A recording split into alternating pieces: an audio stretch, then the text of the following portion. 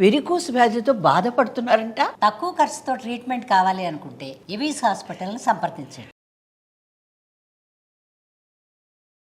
నమస్తే రమ్మగారు. నమస్తే జయ. రమ్మగారు, దేవుడు మన మాట వినాలి.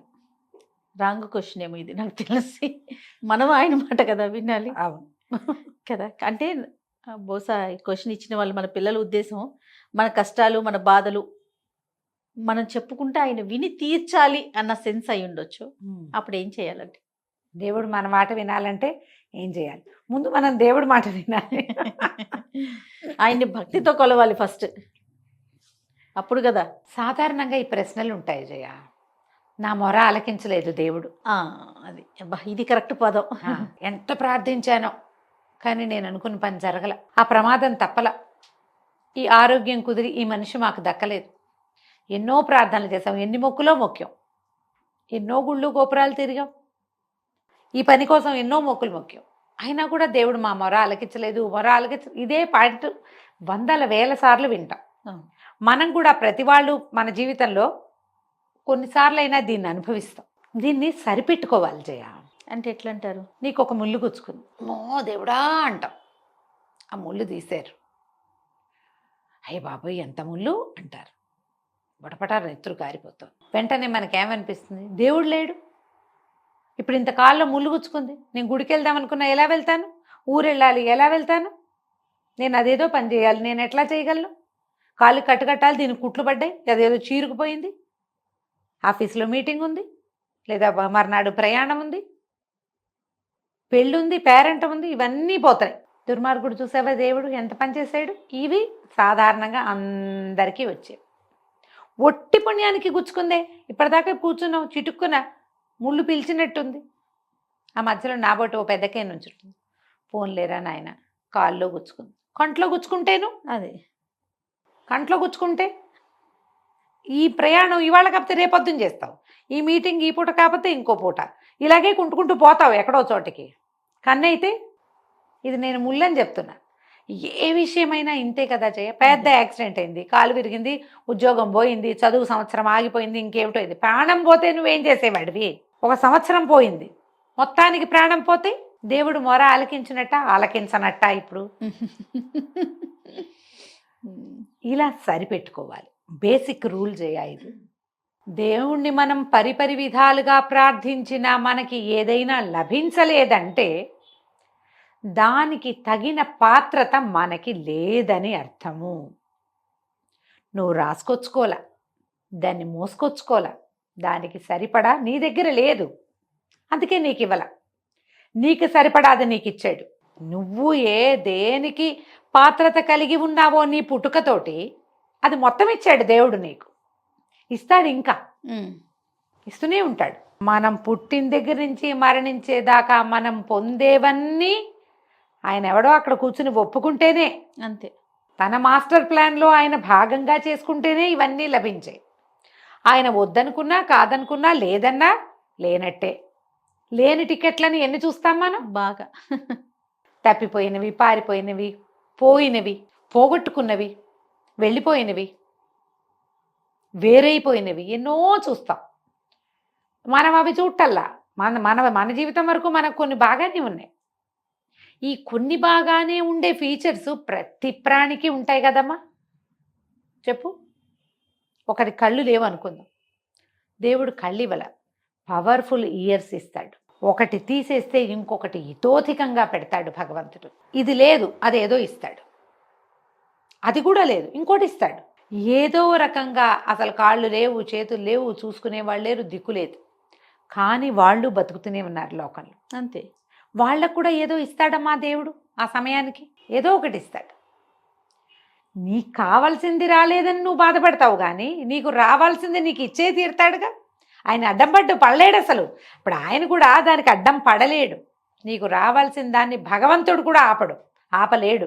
ఖచ్చితంగా వచ్చి తీరుతుందా రమ్మగారు? 100% మంచి అయినా చెడైనా. ఇందులో మనకి రావాల్సిన చెడు, మనం రాసుకొచ్చిన చెడుని తగ్గించుకునే అవకాశం భగవంతుడు ఇస్తాడమ్మా మనకి. అది ఇస్తాడు, చెడుని తగ్గించుకోవచ్చు. అప్పుడప్పుడు భగవంతుడు మన మొర ఆలకిస్తాడు. పెద్ద చెడు రాకుండా చిన్నది వస్తుంది. పాము కుట్టాల్సింది చీమ కుడుతుంది. కొండ నెత్తి మీద పడాల్సింది ఇంత బండరాయి పడుతుంది, ఇంత రాయి పడుతుంది, పలుకురాయి చిల్లు పడుతుంది గుండుకి. నువ్వు ఆ రాయి ఎంత పడితే చచ్చిపోతావు. నువ్వు ఇక్కడ పచ్చడి అయిపోవాలి, నువ్వు నేలకు అంటుకుపోవాలి. గుండుకు చిల్లు పడి 3 కుట్లో 6 కుట్లో పడతాయి. 3 రోజులు కోమాలో ఉండి 4 రోజులు హాస్పిటల్ ఉండి తర్వాత ఎప్పుడు బయటకు వస్తాం. బద్దదే పడి ఉంటే. జై హింద్. ఈ మార్పుకి మనం ఏం చెయ్యాలి? ఇది మనం అడగాల్సిన ప్రశ్న. అదే కదా. మన మొర భగవంతుడు ఆలకించాలంటే మనం ఏం చేయాలి? ప్రార్థన, సహాయం, ఈ 2 మార్గాలు. ఏది లభించినా దేవుడా నీ వల్ల ఇది నాకు లభించిందని నమ్మాలి. నువ్వు ఉన్నావని నమ్మాలి. భగవంతుడు అనేవాడు ఒకడున్నాడు. తెల్లవారి నిద్ర లేచి ఒక దండం, ఒక ముద్ద అన్నం తింటూ ఒక నమస్కారం, ఓ 10 రూపాయలు వస్తే ఓ నమస్కారం, ఇది అవసరం. ప్రార్థన మొదటిది. రెండోది సహాయం. నీ వల్ల అయిన మాట సాయమో, పని సాయమో, డబ్బు సాయమో, చేతి సాయమో ఏదో ఒకటి చెయ్యి.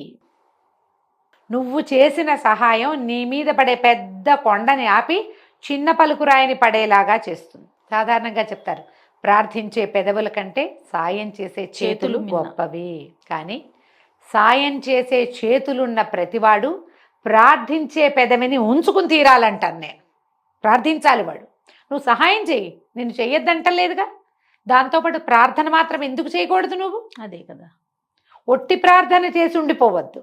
ఇది చేసి అది చేయమంటున్నా. సహాయంతో పాటు ప్రార్థన కూడా చెయ్యి. ప్రార్థనతో పాటు సహాయం కూడా చెయ్యాల్సిందే. నువ్వు చేసి తీరాలి సాయం. పెద్ద ప్రార్థన వాడిలాగా గంటల తరబడి కాకపోతే ఒట్టిగా నామం, దేవుడి నామం, భగవంతుడు ఉన్నాడని నమ్మి ప్రవర్తించు, అది చాలుగా. అప్పుడు నీ మొర ఆలకిస్తాడు దేవుడు. మన మాట వింటాడు, విని వస్తాడో ఎవరినైనా పంపిస్తాడు, ఏదైనా ఒక సహాయం అందేలాగా చేస్తాడు. మనకు అది ఇంపార్టెంట్ కదా జయ? మరి అదే ఇంపార్టెంట్ రమ్మగారు. ఎక్కడికో వెళ్తాం, ఏముండదు, ఏ అవకాశము ఉండదు. ఎవరు మన భాష కూడా కాదు, వాళ్ళు దారి చూపిస్తారు మనకి. మనం ఏదో భాషలో అడుగుతాం, వాడికి ఇంకో భాషలో అర్థమవుతుంది. ఊరి పేరు ఒకటే తెలుస్తుంది, వాడికి రైట్ టర్ను లెఫ్ట్ టర్ను చెప్తాడు, ముందుకెళ్ళమంటాడు. భగవంతుడు. లేకపోతే గోతులో పడతాం మనం. అప్పుడప్పుడు అలా అవ్వదు. ఖచ్చితంగా. ప్రతి వాళ్ళు ఇప్పుడు ఇలాంటి అలా ఎందుకు అవుతుందండి అంటే, మీ జీవితాన్ని తరిచి చూసుకోండి. మీరు ఎన్నిసార్లు భగవద్ దర్శనం చేస్తుంటారు. మనిషి పుట్టిన ప్రతి వాడు తన జీవితంలో కొన్ని 100ల సార్లు దేవుణ్ణి చూస్తాడు. 1000 సార్లు అన్నం తింటాం జయ, మనం 100ల సార్లు దేవుణ్ణి చూస్తాం. అతడు దేవుడని నువ్వు తెలుసుకోవు, నమ్మవు, అనుకోవు. నువ్వు అనుకోపోతే దేవుడు కాకుండా పోడుగా. మరి నీకు సహాయం చేసిన వాడు దైవమే. ఖచ్చితంగా ఆ స్వరూపంగా అది కాదు. నువ్వేదో రూపం ఊహిస్తావు, చతుర్భుజుడైన నారాయణమూర్తిని. అలా కనపడ్డు, నీ అందరికీ కనపడడానికి నుంచో లేదా ఆయన అందులో. అలాగా మనందరికీ కనపడడానికి కాదు, నీకు కావాల్సిన సాయం అది చేస్తాడు. వాడు ఒక గుడ్డి బిచ్చగాడు కూడా కావచ్చు, దారిపోయే వాళ్ళు ఎవరో కావచ్చు, ముక్కు మొహం తెలియని వాళ్ళు కావచ్చు, ఎవరైనా కావచ్చు కదా. వాళ్ళెవరో మనకు తెలియదు, పనిచేసి వెళ్ళిపోతారు. భగవంతుని ప్రేరణ వల్ల జరుగుతాయి ఇవి. దీంట్లో నీకు ప్రార్థన, సహాయం చేసే విధానము కనుక నీవైతే నీకు తరచుగా సహాయం అందుతుంది. అసహాయ స్థితిలో నువ్వెప్పుడు ఉంటావు, కాసేపు నువ్వు ఎంత అనుభవించాలో అంత, కానీ నీకు ఖచ్చితంగా సహాయం వస్తుంది. ఇప్పుడు వెంటనే ఒక ప్రశ్న, వాళ్ళందరూ మరణించట్లేదా? చాలామంది చనిపోతున్నారు కదా, చాలామందికి యాక్సిడెంట్లు అవుతున్నాయి కదా, చాలామంది జబ్బులతో అనారోగ్యాలు ఉన్నాయి కదా. ఎవరెవరి కర్మానుభవం వాళ్ళది. యాక్సిడెంట్లు అయినప్పుడు సహాయం అంది బతికిన వాళ్ళు లేరా? మరణం అనివార్యం కదమ్మా, దాన్ని తప్పించగలమా మనం? తప్పించలేము. ఇప్పుడు ఎర్లీగా 10 ఏళ్లకో 14 ఏళ్లకో 12 25 ఏళ్లకో అన్ని చేతికి అందే సమయంలో మరణిస్తారు కొంతమంది. వాళ్ళ కర్మానుభవాలు. వాళ్ళు ఎవరో మరణించారని మనం ప్రార్థించడం మానేస్తామంటే ఎలాగా? నువ్వు అన్నం తింటాం మానవు, గాలి పీల్చటం మానవు, ప్రార్థన మాంతే ఎట్లా? నువ్వు తినడము, గాలి పీల్చటము, బతకటము లాగానే ప్రార్థన. అంత సహజమైంది. అలా చేయాలి దాన్ని. నువ్వు అట్లా నమ్మాలి భగవంతుణ్ణి. సహాయం కూడా అలాగే చేయాలి, సహజమైన క్రియగా. నేను చేశానని డబ్బు కొట్టుకోవద్దు. ఇప్పుడు ఇదంతా నాకే లభించాలి, సహాయం చేసిన క్రెడిట్ కోసం ఆలోచించద్దు. సాయం చేసి వెళ్ళిపో.